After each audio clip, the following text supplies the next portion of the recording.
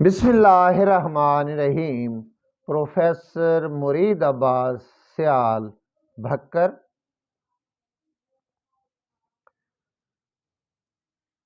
Grade 9۔ السلام علیکم ورحمۃ اللہ وبرکاتہ۔ اسلامیات، تفہیم القرآن۔ ہم سب پر لازم ہے کہ ہم قرآن پڑھیں، سیکھیں اور دوسروں کو اس کی تعلیم دیں۔ جہاں ہم قرآن شریف کی تلاوت کرتے ہیں، ہمیں اس کا ترجمہ بھی پڑھنا چاہیے تاکہ ہمیں معلوم ہو کہ قرآن کریم کی جو آیہ مبارکہ ہم پڑھ رہے ہیں اس کا میننگ کیا ہے۔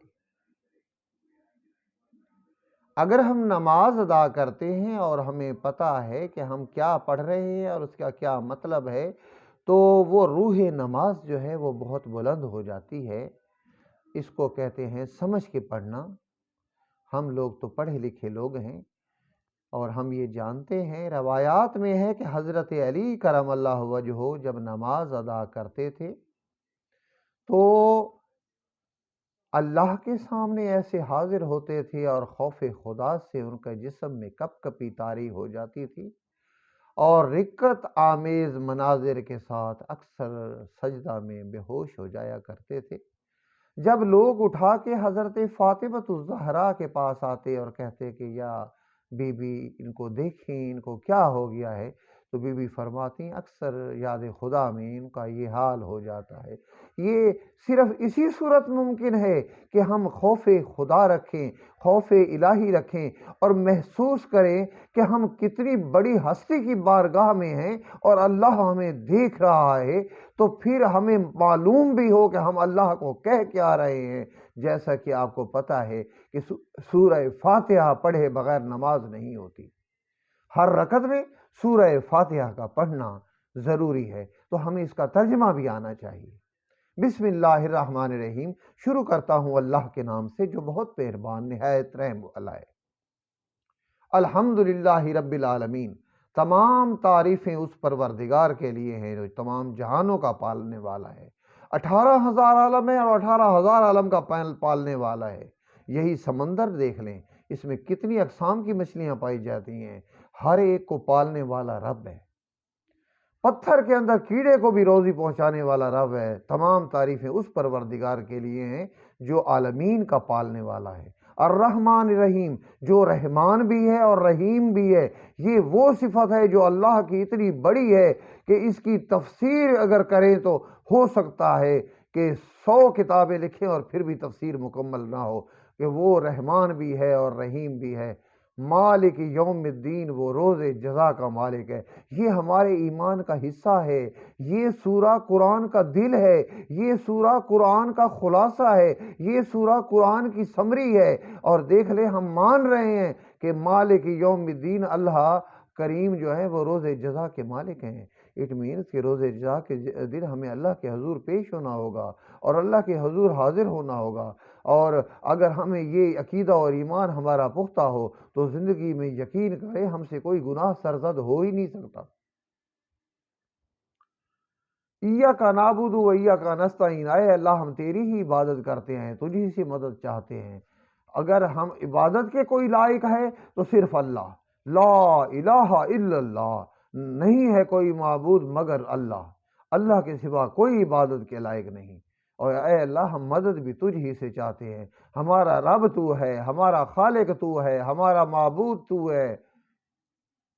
ہم تجھے وحدہ لا شریک مانتے ہیں، تیری ہی عبادت کرتے ہیں، تجھ سے ہی مدد چاہتے ہیں، کیونکہ تیرے علاوہ کون ہے جو ہماری مدد کرے۔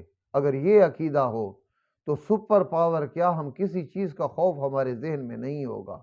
اور اگر سپر پاور کا خوف ہمارے ذہن میں نہ ہو، اٹ مینس کہ ہم شرک کر رہے ہیں، خدا کے علاوہ کسی اور سے بھی ڈر رہے ہیں۔ مومن اور مسلمان وہ ہوتا ہے جو صرف اللہ سے ڈرتا ہے، اللہ کی مدد چاہتا ہے۔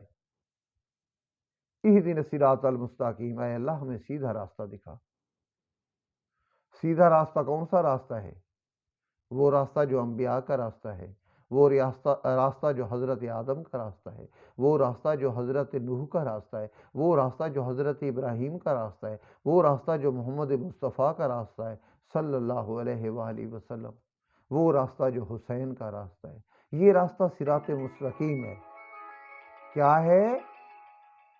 صراط مستقیم ہے۔ صراط الذین انعمت علیہم، ان لوگوں کا راستہ دکھا جن پر تیرا انعام ہوا۔ انبیاء پر اللہ کا انعام ہوا، ہمارے خاتم الانبیاء محمد مصطفیٰ سرور کائنات محمد مصطفیٰ صلی اللہ علیہ وآلہ وسلم پر اللہ کا انعام ہوا، وہ راستہ دکھا۔ اہل بیت عظام پر اللہ کا انعام ہوا، ان پر درود پڑھے بغیر نماز نہیں ہوتی، ان کا راستہ دکھا۔ صحابہ کرام کا راستہ دکھا، اولیاء کرام کا راستہ دکھا، ائمہ کرام کا راستہ دکھا۔ غیر المغضوب علیہم ولا الضالین، ان لوگوں کو راستہ نہ دکھا جن پر تیرا غضب ہوا۔ وہ کون لوگ ہیں؟ جنہوں نے رسول کو غضبناک کیا، جنہوں نے رسول کی بیٹی کو غضبناک کیا۔ اگر کسی نے اہل بیت کی محبت دل میں نہیں ہے تو وہ مغضوب ہے۔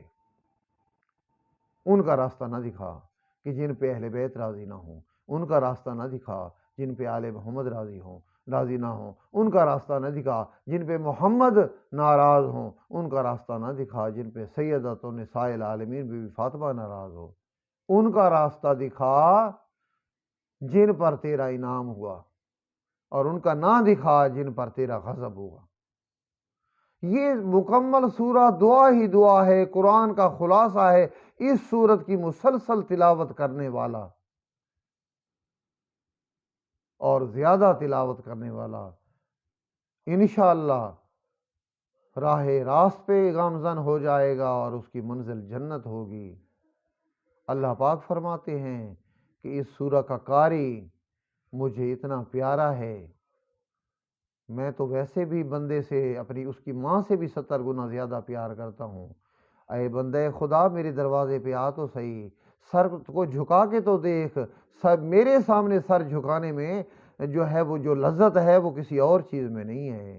خبردار غیر کے دروازے پہ نہ جانا، اپنا ایمان مضبوط رکھنا، اللہ کی ذات میں کسی کو شریک نہ کرنا۔ اگر انبیاء، اولیاء کرام اور اہل بیت کو اللہ پاک نے کچھ معجزات عطا کی ہیں تو وہ اللہ کی عطا ہے، ان کی ذاتی ملکیت نہیں ہے۔ ذاتی ملکیت خدا کی ہے، جس کو جتنا چاہے دے دے۔ یہ اللہ کا کرم ہے کہ اللہ رسول فرماتے ہیں انا مدینۃ العلم، میں شہر علم ہوں۔ دنیا میں کسی سے پڑھے نہیں، کس نے علم دیا؟ اللہ نے علم دیا۔ وہ علی بابھا اور علی اس کا دروازہ ہیں، تو علی کا بھی کوئی استاد دنیا میں نہیں ہے سوائے محمد مصطفیٰ کے۔ تو محمد علم کا شہر ہیں، علی اس کا دروازہ ہیں۔ اگر علم حاصل کرنا ہو، دین کی سمجھ بوجھ حاصل کرنا ہو، قرآن کی تفسیر چاہتے ہو، قرآن سمجھنا چاہتے ہو، تو رسول فرماتے ہیں کہ اہل بیت اور قرآن ایک دوسرے سے جدا نہیں ہوں گے حتیٰ کہ حوض کوثر پہ اکٹھے ہو جائیں گے۔ تو جب اہل بیت اور قرآن جدا نہیں ہیں تو ہمارے ہادی کون ہوئے؟ محمد، قرآن، اہل بیت، اور ان کے بعد صحابہ کرام۔ میرا یہ عقیدہ ہے کہ اگر کوئی اہل بیت کو نہ مانے، ان پر درود نہ بھیجے، تو وہ بھی مومن نہیں، جو صحابہ کو نہ مانے وہ بھی مومن نہیں۔ یاد رکھنا، صحابہ، اہل بیت، قرآن، حدیث اور سیرت نبی پر قائم رکھنا۔ اللہ تعالیٰ آپ کو صراط مستقیم پر مجھے اور آپ کو چلنے کی توفیق عطا فرمائے، آمین یا رب العالمین۔ اللہ حافظ۔